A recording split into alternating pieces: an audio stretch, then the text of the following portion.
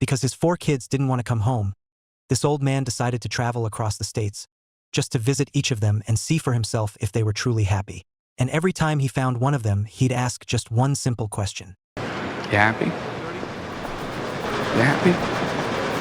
Yeah, of course I am. This crazy plan goes back a few days. The night before Thanksgiving, Frank got up early and headed to the store. He not only bought a brand new grill, he also got some premium beef, all to prepare for the kids to come home and spend Thanksgiving with him. But after sitting by the phone for hours, waiting for news that his kids were on their way, all he got was a voicemail saying they were too busy to join the Thanksgiving dinner. As a father, Frank was overwhelmed with disappointment. Ever since his wife passed away 8 months ago, the kids hadn't come back home. Before she passed, she was the bridge between Frank and the kids. They told her everything, but now, things were different. His kids rarely even called. The loneliness hit hard, and he missed them more than ever. After thinking it over, Frank made a bold decision. He was going to travel across the whole country to visit his 4 beloved children. But to surprise them, he decided not to tell anyone. He wrote 4 letters to each of them, packed his things, made sure he had enough medication, and with one last look at the home he'd lived in for 70 years, he set off on his journey. But Frank wasn't sure how long he'd make it. Before retiring, he worked in a job that involved handling wire coatings, and years of hard labor left him with a job-related lung disease. When the doctor heard he planned to travel, he warned him to stay home and rest. A long trip could be dangerous for his health, but the longing to see his kids was too strong. So, he ignored the doctor's advice and hit the road. Along the way, his excitement about seeing his kids couldn't be contained. He even found himself bragging to fellow passengers about how amazing his children were. After a full day of traveling, Frank finally reached his first stop, New York, where his youngest son David lived. Frank always saw David as a successful artist. He couldn't wait to surprise him. But after waiting outside David's apartment building late into the night, his son still hadn't come home. Disappointed, Frank figured maybe David was out celebrating the holiday with friends and decided to grab a bite nearby. On his way, he passed a gallery with some of David's artwork on display.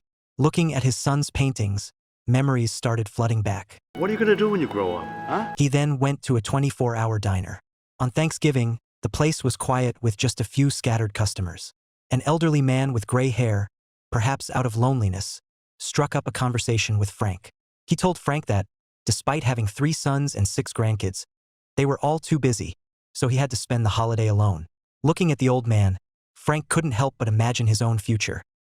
Alone, no one to talk to, finding comfort in the company of strangers. The next morning, Frank returned to his son David's apartment. But no matter how hard he knocked, there was no answer. He slid the letter he had written earlier through the door crack and left. What Frank didn't know was that behind that door was just an empty apartment. Frank's next stop was to visit his eldest daughter, Amy. In Frank's eyes, Amy was a successful executive living happily with her husband and son in a wealthy Chicago neighborhood. He rang the doorbell and to his surprise, he met his grandson Jack first. Jack was busy playing video games, and after a brief greeting, he told Frank that his mom was in the backyard. Walking through Amy's lavish house, Frank finally saw his daughter, the one he had been longing to see. Even though Amy was now a company executive, she would always be his little girl. Dad? But Amy's behavior was odd. She seemed genuinely happy to see him, but there was a nervousness she couldn't hide. Her loving husband wasn't home at that moment either. He didn't come back until late at night. At the dinner table, Jack's rude attitude towards his father made Frank feel like something was definitely being hidden from him. He asked if he could stay a few more days, but Amy quickly made excuses, saying she was too busy with work. So, the next day, Frank set off for the next stop on his journey. Before he left, Frank asked if they could take a family photo, but Jack refused to stand next to his father. This only raised Frank's suspicions further. When Amy drove him to the train station, he finally asked the question that had been on his mind all along. You happy? What do you mean? You happy? Yeah, of course I am. Even though Frank noticed the hesitation on Amy's face, he didn't press the issue and set off to visit his eldest son, Robert. In Frank's eyes, Robert was a successful conductor. So, he went straight to the orchestra where Robert worked, even asking a passerby to take a picture of him with the orchestra's poster. But when he walked into the rehearsal, he was shocked to see that the young people on stage weren't his son. Robert was sitting at the very back playing the bass drum. Seeing his father, Robert looked flustered and guilty. After the rehearsal, Frank asked him why he wasn't the conductor. Robert stammered, admitting he had lied to his father and saying that he was happy with his current position. But to Frank, Robert was highly educated and talented. He felt his son's achievements should have been bigger by now. The tension was palpable, so they stepped out to the back door for some fresh air. Frank realized he might have been too hard on his son, so he complimented Robert on his drumming skills. Robert visibly relaxed, and the two of them found some common ground. Robert even introduced his father to his colleague. When it was time to say goodbye, Frank asked the same question he'd been holding in. And you're happy? Happy? Yeah. I get paid to bang a big loud drum all day. Of course I'm happy. As they were about to shake hands, both of them suddenly realized they were family. They should hug instead. Just as Frank was about to leave, he couldn't help but turn back. No matter where Robert was in life, he would always be that smart, kind, and somewhat shy child in Frank's eyes. The last stop on his journey was to visit Rosie in Las Vegas.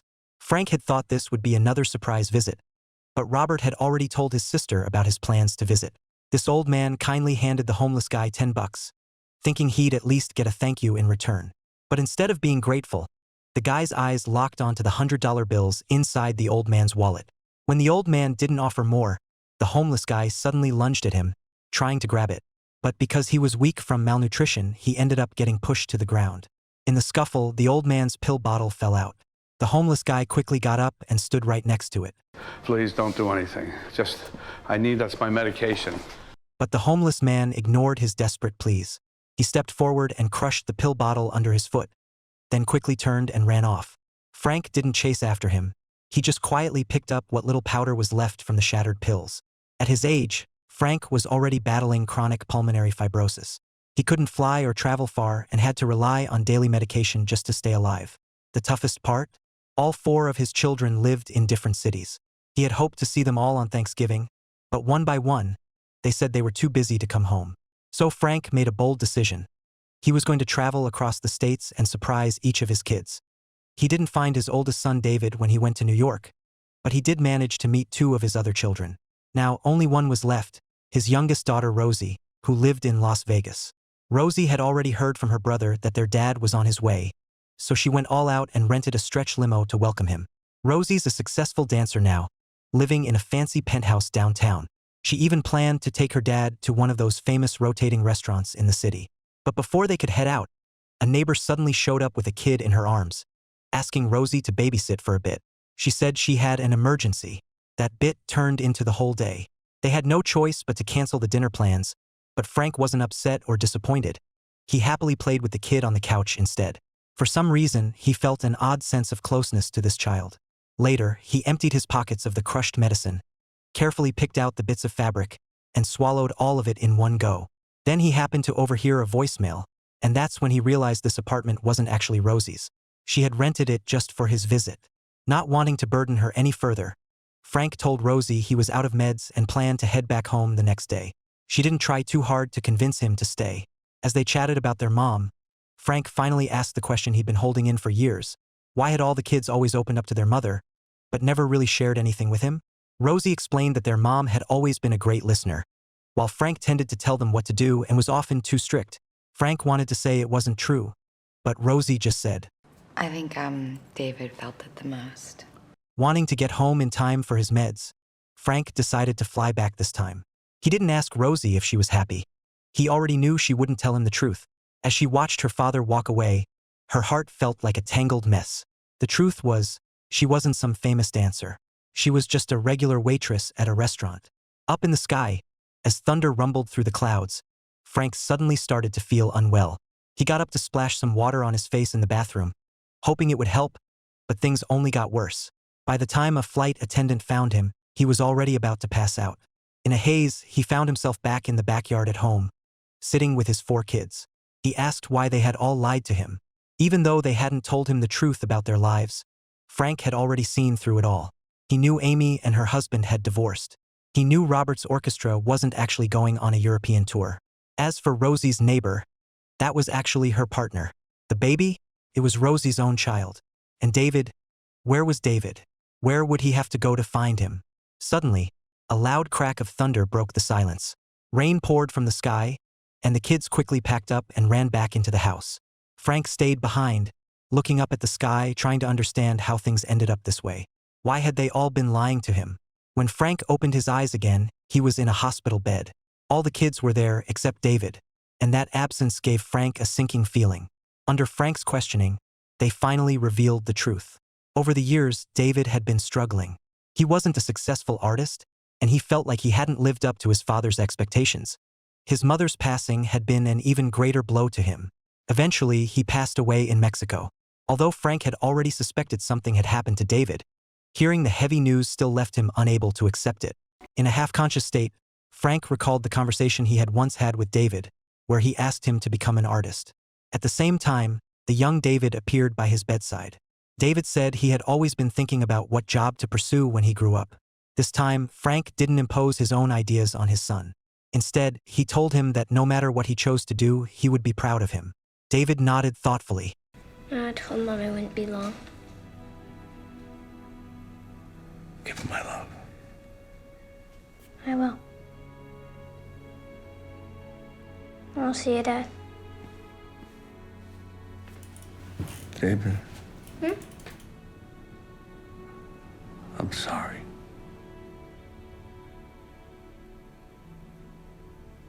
It's not your fault, Dad.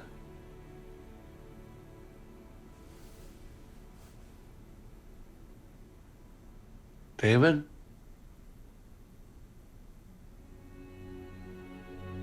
David? After some time, Frank recovered and was discharged from the hospital. He returned to his quiet, empty home. The letter he had sent to David was returned to him. In the letter, he had invited the kids to come home for Christmas. He had also included a photo, a picture of the children when they were young, celebrating Christmas with their mother. But David would never get to see any of it. Frank went to visit his wife's grave. He said it had been a long journey. He wasn't sure what he had learned from it, but if he could do it all over again, he wouldn't be so strict with the kids. As long as they were happy, that would be enough for him. A few days later, Frank returned to New York. He wanted to buy the painting that had once been displayed in the shop window, the one by David. But unfortunately, it had already been sold. Feeling disappointed, Frank turned to leave, but the shop assistant suddenly ran out after him. She had just realized he was David's father. She said David used to say that if it weren't for his father, he might never have become an artist. She then led Frank to the back room, where one of David's unfinished paintings was being stored. She told him that David never cared about what was popular. His work always had its own unique style. When Frank saw the unfinished painting, his eyes filled with tears. It showed rows of telephone poles, a quiet tribute to his father's job making telephone cables. David had always known what his father had done for them, and he had truly appreciated it. As the snow covered the ground, Frank returned to the supermarket. It was Christmas Day. He bought the best steak again and picked out a beautiful Christmas tree. This time, all of his children came home to spend Christmas with him. They decorated the house together, cooked together, and during dinner, as Frank looked around at his happy, smiling family, he felt a wave of emotion. He had always hoped his children would be successful, but now he realized that as long as they were happy, that was enough. There was no need to push them so hard. All he wanted at that moment was to say one thing to his late wife. Everybody's fine. With that, the movie ends. Everybody's Fine is one of De Niro's underrated works. Some people might find it a bit too sentimental, but I really appreciate the theme of how family members can grow distant simply because they don't know how to talk openly with each other. Feel free to share your thoughts about the movie in the comments. See you in the next movie.